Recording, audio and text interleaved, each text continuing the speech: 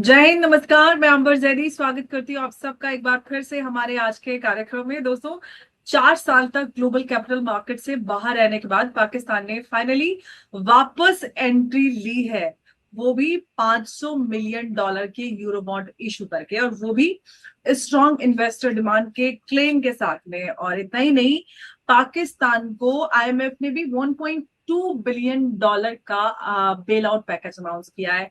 IMF की बात हो, वर्ल्ड बैंक स्प्रिंग मीटिंग की जो 2026 के साइडलाइंस पर पाकिस्तान की जो फाइनेंस मिनिस्टर हैं मोहम्मद औरंगजेब, उन्होंने रॉथस्चाइल्ड एंड कंपनी के साथ में बैठक की, जहां यूरो बॉन्ड्स, पांडा बॉन्ड्स और रूपी लिंक जो इंस्ट्रूमेंट्स है, इस तरह के जो कॉम्प्लेक्स फंडिंग टूल्स है, उन पर डिस्कशन हुआ।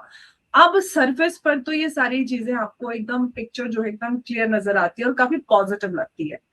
यील्ड कर्व को स्ट्रेंथ करने की बात हो रही है, liability management, operations, blended finance, सब कुछ एकदम टेक्स्ट बुक स्ट्रेटेजी जैसा लगता है। लेकिन ग्राउंड रियलिटी यह है कि पाकिस्तान जो है और उसकी इकोनॉमी, वो पिछले कुछ सालों से आपने देखा है कि आईएमएफ बेल आउट पैकेज और फोरेक्स क्राइसिस, इन सारे डेट प्रेशर के बीच जो इसका प्रेशर है वो जूझती आ रही है।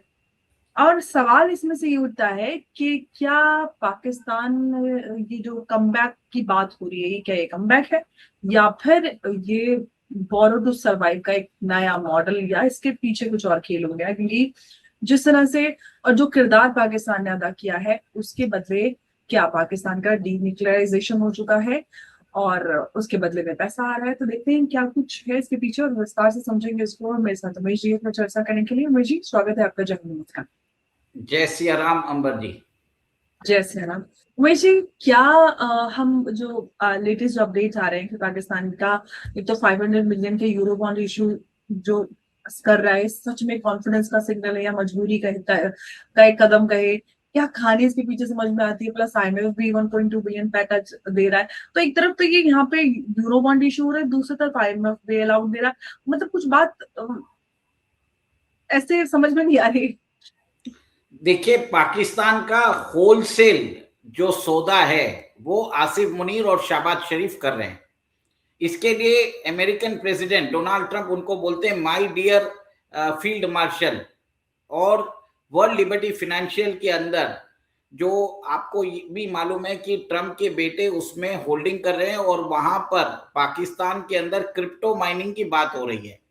उसके बाद आप ये देखिए, रॉथस्चाइल्ड जाकर वहां पर बात करता है, और पाकिस्तान जो है 500 मिलियन जो यूरो बॉन्ड है उसको वो एक तरह से 4 साल बाद ये इशू करता है। वो बोलता है कि स्ट्रॉन्ग इन्वेस्टर डिमांड है, ग्लोबल कॉन्फिडेंस बूस्ट हो रहा है, डीपन कैपिटल मार्केट एक्सेस, सब ठीक है। पर पाकिस्तान को एक तरह से जो लॉबिंग की है उसने अमेरिका के बोलने पे, उसका उसको इनाम मिल रहा है। $1.2 बिलियन का आईएमएफ एड मिल रहा है। उसके बाद रॉथस्चाइल्ड भी उसको इंटरनेशनल मार्केट में एक्सेस दे रहा है। तो आप सोचिए, 1.2 प्लस 500 मिलियन, एक $1.7 बिलियन, ये पाकिस्तान की औकात है। भारत की मुद्रा के अंदर देख लीजिए 15,000 करोड़, ठीक है। जबकि कश्मीर में हमने 1,20,000 करोड़ हमने इन्वेस्ट कर दिया है। पाकिस्तान ने अपने देश को 15,000 करोड़ के लिए बेच दिया है। सीधी बात है, ये होलसम डीलिंग हो रही है पाकिस्तान के एसेट्स की। आप सोचिए, पाकिस्तान को पैसे क्यों दे रहा है अमेरिका? पाकिस्तान ने अभी 13,000 ट्रूप्स अभी भेजी है सऊदी अरेबिया, वहां पर जाके वो वहां पर तैनाती कर रहा है, एक मर्सिनरी फोर्स बनता जा रहा है। और सबसे बड़ी बात है कि जो रॉथस्चाइल्ड आए हैं पाकिस्तान के अंदर वो तो जूइश है। और आप ये देखिए कि जूइश इन्फ्लुएंस जो है पाकिस्तान के अंदर बढ़ता जा रहा है। अभी ईरान को डिस्ट्रॉय कर दिया है। ईरान के पास तो 60% एनरिच यूरेनियम है, पर पाकिस्तान के पास तो 170 न्यूक्लियर वेपन्स है। उसके अलावा उनके पास प्रोसेस यूरेनियम है, उनके पास वेस्ट मटेरियल से पूरा जो न्यूक्लियर इंफ्रास्ट्रक्चर उनके पास पड़ा है। अब आप ये सोचिए कि Jewish influence in Pakistan is increasing like anything. और ट्रम्प के जो दामाद है जेरेड कुशनर, वो खुद एक जू है, स्टीव विटकॉफ जू है। तो होल तरीके से आप देख रहे हैं कि पाकिस्तान का जूइशकरण हो रहा है, यहूदीकरण हो रहा है, ये आप देख लीजिए। और पाकिस्तान को बेचा जा रहा है, पाकिस्तान के स्ट्रेटेजिक एसेट्स को बेचा जा रहा है। उनकी आर्मी को एक तरह से गिनी पिग यूज कर किया जा रहा है कि आप जाके मरने के लिए आपको भेज दिया जा रहा है।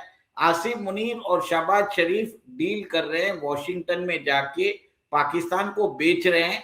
और इसमें आप ये देखिए, चाइना को एक तरह से घेरने की भी कोशिश कर रहे हैं। चाइना ने $65 बिलियन अपने सीपेक में लुटा चुका है, उसको वो पैसे नहीं आ रहे हैं। अब पाकिस्तान के ऊपर कंडीशनल वो अरेंजमेंट आ गया है कि वो चाइना के पैसे नहीं देगा। पाकिस्तान अभी अपने जो रेयर अर्थ मिनरल्स है वो अमेरिकन फर्म्स को बेच रहा है, और पाकिस्तान वहां पर एक्सेस भी दे रहा है अमेरिकन इंफ्रास्ट्रक्चर फर्म्स को। तो ये सब चीज समझ में आ रहा है कि एक तरह से डील हो चुकी है। पाकिस्तान कॉलोनी बन चुका है अमेरिका की, और अमेरिका के जियो स्ट्रेटेजिक ऑब्जेक्टिव को मीट करने के लिए वो काम करेगा। सबसे बड़ी बात है, भारत के लिए बहुत बड़ा खतरा है, क्योंकि एनी टाइम रॉथस्चाइल्ड और ये सब फैमिली जब आती है, ये डीप स्टेट की एपेक्स जो बॉडी होती है वो उनको रिप्रेजेंट करता है। और इन्होंने डायरेक्टली आके पाकिस्तान को इंटरनेशनल मार्केट से फंडिंग एक्सेस दे दिया है, एक लाइफलाइन सपोर्ट दे दिया है। तो फ्यूचर में भारत के ऊपर भी टेररिज्म एक्टिविटीज बढ़ती रहेगी। अमेरिका एक लेवरेज रखना चाहता है इंडिया के ऊपर भी, ताकि पाकिस्तान को वो बढ़ावा दे। पाकिस्तान को वो एक तरह से आप देखिए, उसको शक्तिशाली नहीं कर रहा है, बस उसको उतना ही ऑक्सीजन दे रहा है जिसमें वो सरवाइव कर सके और भारत के अगेंस्ट उसको यूज किया जा सके। और इसमें चाइना को भी एक तरह से नुकसान हो रहा है। चाइना के $70 बिलियन बर्बाद हो चुके हैं। ये पाकिस्तान अच्छा मीर जी, एक बात बताइए, चाइना ने BRI के नाम पे इन्वेस्टमेंट किया, पाकिस्तान जो है अमेरिका से भी इतनी सारी फंडिंग है, IMF बेल आउट और सारा कुछ उठा रहा है, और अब ये जो पीस डील और ये सब हुई उसके बाद ये सारी चीजें जो सामने है, इसके बाद से इसके पीछे क्या चल रहा है? क्या ये पीस डील का इनाम है या कुछ और बड़ी कहानी है हमें इसके पीछे नजर? अंबर जी, मुझे लगता है कि ये कोई पीस डील नहीं है। इसके अंदर पाकिस्तान के स्ट्रेटेजिक मिलिट्री एसेट्स, जो स्ट्रेटेजिक न्यूक्लियर कमांड है, उसका पूरा जो स्ट्रक्चर है वो अमेरिका के हाथ में आ रहा है। ये सब चीजें पब्लिक में ओपन नहीं की जाती। पर आप ये सोचिए कि इजराइल जो ईरान को 60% एनरिच यूरेनियम नहीं रखने दे रहा है, वो क्या पाकिस्तान को 170 न्यूक्लियर वेपन रखने देगा? और बीच में आप ये देखिए कि टर्की और इजराइल के बीच में अभी नोकझोंक बढ़ रही है। टर्की के एर्दोगान बोल रहे हैं कि वो इजराइल को इन्वेड करने की बात कर रहे हैं। इजराइल ने भी एक तीखी प्रतिक्रिया की है। और उससे पहले आप देखिए कि पाकिस्तान ने इजराइल को कैंसर बोला है। और आप उसके बाद बेंजामिन नेतन्याहू और वहां के जो रक्षा मंत्री ने तीखी टिप्पणी की है। ये एक तरह से इनडायरेक्ट इजराइल कंट्रोल हो रहा है पाकिस्तान के न्यूक्लियर एसेट्स के ऊपर। यहूदियों का कंट्रोल बढ़ता जा रहा है। और ये मेरा ये मानना है, D nuclearization of Pakistan carry हो रहा है, जो मैं आपके शो पे बार बार बोल रहा था। This is the process in action. आपको रॉथस्चाइल्ड से पैसे की क्यों जरूरत है? IMF आपको पैसे क्यों दे रहा है? इंटरनेशनल बॉन्ड मार्केट में दिवालिया पाकिस्तान का बॉन्ड उठा रहा है, वो बोलता है हमारा इन्वेस्टर इंटरेस्ट आ रहा है। कौन इन्वेस्टर इसमें इंटरेस्ट करेगा? और कितना उन्होंने उठाया? $500 मिलियन।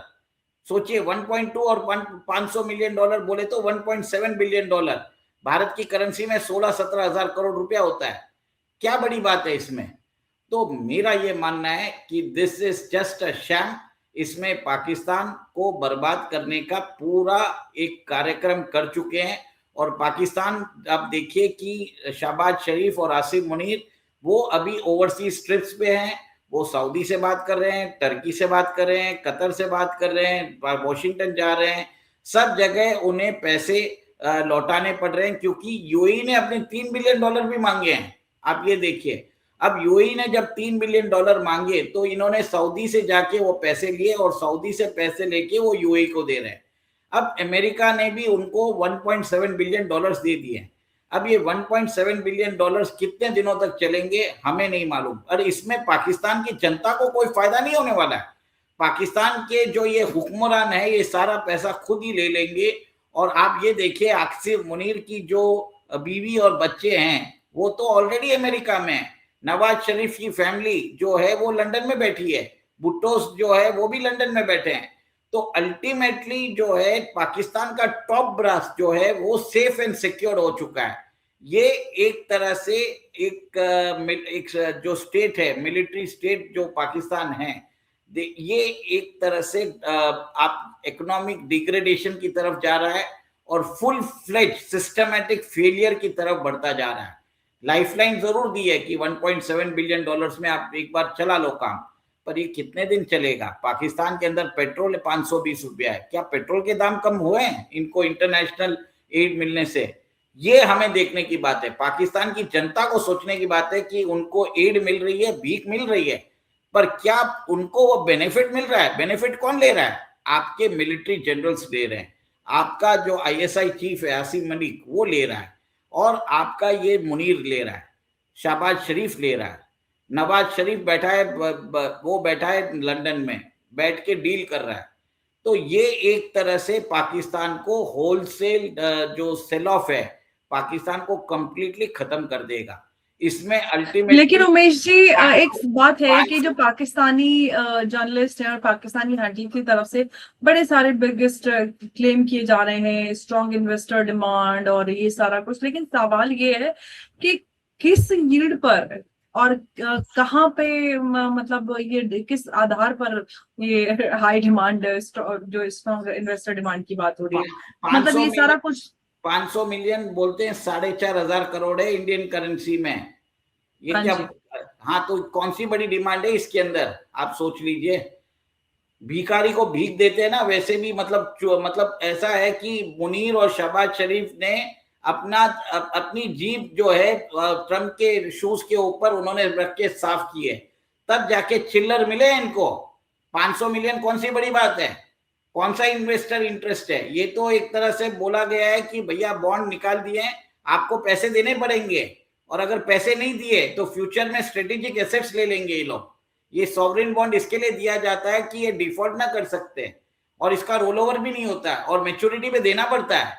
तो ये एक तरह से बंधुआ पाकिस्तान जो है, बॉन्डेड पाकिस्तान लेबर, ये पाकिस्तान एक तरह से बॉन्डेड लेबर हो चुका है रॉथस्चाइल्ड का। वो भी वो यहूदी पैसा ले रहे हैं, सोचिए, हलाल का, ये हराम का पैसा ले रहे हैं। सबसे बड़ी बात है, इन यहूदियों को बोलते हैं, पाकिस्तान के पासपोर्ट में लिखा हुआ है कि इजराइल को वो कंसीडर नहीं करते अपनी कंट्री, और उसी यहूदी पैसे को ले रहे हैं और वहां पर जाके अपने आप को बोल रहे हैं कि कौन सी बड़ी बात है, यहूदीकरण हो रहा है अंबर जी। सबसे बड़ा पाकिस्तान का डुप्लिसिटी देखिए, और पाकिस्तान को बेच रहे हैं, पाकिस्तान की और अभी को बेच रहे हैं। उसको अभी ये जूस से पैसा तो ले रहे हैं, और अभी बोल रहे थे जूस को कि ये कैंसरस नेशन बोला था पाकिस्तान के मिनिस्टर ने, आपको याद होगा कुछ दिन पहले ही।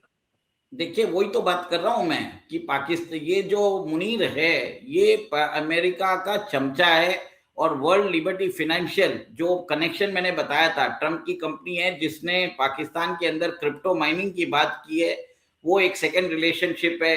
सऊदी के अंदर 13,000 की फोर्स भेज रहे हैं। सबसे बड़ा बात है कि जो अनडिस्क्लोज्ड है, डी न्यूक्लियराइजेशन ऑफ पाकिस्तान के न्यूक्लियर एसेट्स अभी यहूदियों के पास जा चुके हैं। उनके यूरेनियम जो है वो धीरे धीरे निकलेंगे, आप देखोगे, पैसे तभी मिलेंगे। अभी 500 मिलियन दिए ना, अभी और 500 मिलियन दोगे तब ताकि कुछ निकलेगा। ये पाकिस्तान की जनता को मालूम नहीं पड़ेगा, एक दिन उनको लगेगा कि उनके पास न्यूक्लियर वेपन है, पर उसके अंदर बॉम्ब नहीं होंगे, खाली मिसाइल होगी, डिकॉय मिसाइल्स। वैसा कर देगा मुनीर ने एक तरह से पाकिस्तान को कंप्लीटली बर्बाद कर दिया है। और हम चाहते हैं कि हम मुनीर 2-3 साल और रहे, तो पाकिस्तान के अंदर जो पेट्रोल 500 रुपया है वो 1,000 रुपए चले जाएगा, 4 डिजिट में जाएगा। अभी लोग मेरी बात मानेंगे नहीं, पर आप देखिए कि आगे जो 1-2 साल में पाकिस्तान में हालत क्या खराब होती है। वहां पर एक तरह से लोगों का गुस्सा बढ़ेगा, और वहां पे जो लोग हैं वो अपने हुक्मरान के अगेंस्ट आएंगे। They will come on the roads, they will destroy the military and political leadership. Imran Khan जो वहां के सबसे अच्छे लीडर हैं, और वो प्रो चाइना भी थे और प्रो पाकिस्तानी भी थे, वो उनको हटा के उन्होंने जेल में डाल दिया है। और ये जो दोनों करप्ट भुट्टो और शरीफ है, अलॉन्ग विद मुनीर, पाकिस्तान आर्मी और फौजी foundation, they are actually selling Pakistan assets to Yahudis, to the Jewish persons. ये सबसे बड़ा इस्लाम के अंदर देखा जाए तो सबसे बड़ा हराम काम है। तो ये पाकिस्तान नहीं है, ना पाकिस्तान हो चुका है। अंबर जी, आपकी आवाज नहीं आ रही है। म्यूट पे था आप। आई होप आप मेरी आवाज अब सुन पा रहे हैं। यस। उमेश जी, भारत के अगर पर्सपेक्टिव से हम बात करें, क्या पाकिस्तान जो है वो सस्टेनेबल ग्रोथ की तरफ बढ़ रहा है या फिर एक और डेट ट्रैप के खिलाफ की तरफ जो है उस साइड पर जा रहा है? और जिस तरह से हम इस चीज को डिकोड कर पा रहे हैं, जैसा कि आप बोल रहे हैं, उस सब से भारत के लिए क्या इम्प्लीकेशंस है? अंबर जी, पाकिस्तान को एक तरह से डेट ट्रैप में घुसता हुआ नजर आ रहा है। चाइना $70 बिलियन वो उसके ऑलरेडी डूब गए हैं। वो इसके एवज में कुछ ना कुछ पक्का लेगा। वो पाकिस्तान की टेरिटरी ही लेने वाला है, आप ये देख सकते हैं। ऊपर से अमेरिका जो है वहां पर अपना इन्फ्लुएंस बढ़ा रहा है। बलूचिस्तान के अंदर जो रिसोर्सेस है जिसको चाइना भी एक्सट्रैक्ट कर रहा है, वहां पे अमेरिका पहुंच चुका है। अब पाकिस्तान अगर नहीं माना तो ये पैसा डायरेक्टली बलोच लिबरेशन आर्मी को चले जाएगा। सबसे बड़ी बात है कि दोनों चाइना और America are trying to exploit Pakistan for their own benefits. Pakistan दोनों को एक तरह से प्ले कर रहा है, थोड़ा कभी इधर जाता है, थोड़ा कभी उधर जाता है। इट इज स्किलफुल मैनेजमेंट, मतलब चमचागिरी के अंदर जो बोलते हैं वो पाकिस्तान से सीख सकते हैं, मुनीर और शहबाज शरीफ से सीख सकते हैं कि कैसे चमचागिरी किया जाए, कितना मतलब झुक के अपने जमीर को बेच के कितना झुक सकते हैं, कितना गिर सकते हैं। ये हम पाकिस्तान की लीडरशिप से सीख सकते हैं।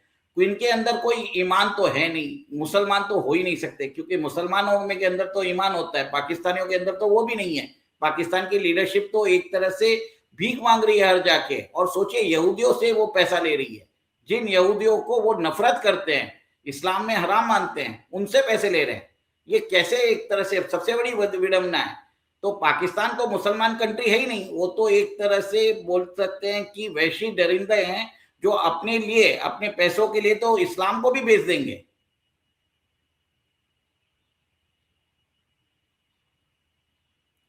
अंबर जी, आपकी आवाज नहीं आ रही है। जी, मैं बोल रही हूँ कि ये तो पाकिस्तान का कैरेक्टर, पाकिस्तान का इतिहास रहा है। पाकिस्तान हमेशा कहने के लिए खुद को इस्लामिक नेशन बताता आया, लेकिन इस्लाम के विपरीत वो हर काम करता है। जूस के साथ एक तरफ तो कहता है कि जूस से नफरत है, कैंसरस नेशन बनाता है, और दूसरी तरफ ये भी बताता है कि हम तो बैलेंस्ड अप्रोच रखते हैं, हम पीस के पैरोकार हैं, शांति की बात करते हैं। खैर, इसके पीछे की कहानी भी अब खुल के आ रही है कि जो पीस का ड्रामा चल रहा था, इसके पीछे आकर पाकिस्तान की मजबूरी क्या थी। और मजबूरी समझ सकते हैं क्योंकि पाकिस्तान के पीएम खुद इस बात को एक्सेप्ट कर चुके हैं on record in front of the media. Beggars can't be choose. International beggars, बेगरिस्तान है इसका नाम, पाकिस्तान नहीं है, बेगरिस्तान है, हाँ, तो भिखारिस्तान है। शहबाज शरीफ ने खुद अपने अपने एक एंकर को जवाब दिया था पाकिस्तानी प्राइम खबर पे, minister beggars of can't be choosers. Prime minister of भिखारिस्तान इस शहबाज शरीफ। शहबाज शरीफ। यस। सो अभी तो यहूदियों के गुलाम हो चुके हैं, स्लेव ऑफ जूस भिखारिस्तान, हम ऐसे भी बोल सकते हैं इनको। बिल्कुल। और वैसे भी उमेश जी कहते हैं कि ग्लोबल मार्केट में जो री एंट्री होती है वो इतना मुश्किल नहीं होता उसको लेना, लेकिन ट्रस्ट सबसे बड़ा फैक्टर होता है। क्या ट्रस्ट बिल्ड पाकिस्तान कर पाएगा, नहीं कर पाएगा? पाकिस्तान ने एक ही स्टेप तो ले लिया, लेकिन हिस्ट्री जो है वो ये बताती है कि शॉर्ट टर्म लिक्विडिटी और जो लॉन्ग टर्म स्टेबिलिटी है वो दोनों अलग चीजें होती हैं। यूरो बॉन्ड्स, पांडा बॉन्ड्स और सारी चीजें, जितने भी इंस्ट्रूमेंट्स की बात हो रही है, वो ये बदले जा बॉन्ड सकते हैं, नहीं है, लेकिन ये आगे। बॉन्डेड लेबर है, ये बॉन्ड नहीं है। ओके। हाँ, ओके। ये एक तरह से बंधुआ लेकिन उमेश मजदूरी जी, है। ओके, लेकिन अगर कोर इकोनॉमिक फंडामेंटल्स वीक है तो पाकिस्तान का, हम सबको पता है, तो साइकिल वहीं की वहीं रिपीट होती रहेगी। जिस ट्रैप में अब तक पाकिस्तान फंसा हुआ है, तो इस सारा कुछ जो है जनता को खुश करने का एक बहुत बड़ा उनको टूल दे दिया गया, दाना कहना चाहिए। करे वही देखो क्या तोप के गोले चला दिए एकदम इकोनॉमी सेक्टर भी। और इंडिया के लिए ये भी एक रिमाइंडर है कि रीजन में इकोनॉमिक मूव सिर्फ नंबर्स के लिए नहीं हो रहे, बल्कि स्ट्रेटेजिक सिग्नल्स भी इसके पीछे है, और हम सबको वो स्ट्रेटेजिक सिग्नल्स से बचने की जरूरत है। और आखिरी सवाल अभी वही है कि पाकिस्तान का जो ये सब हो रहा है कि रियल कमबैक है या फिर इसके पीछे कुछ और बड़ी कहानी चल रही है और क्या बड़े क्राइसिस को दावत दी जा रही है। उमेश जी, बहुत धन्यवाद आपका इस चर्चा में जुड़ने के लिए। नमस्कार, जय हिंद, जय सिया राम। जय श्री राम, बहुत धन्यवाद।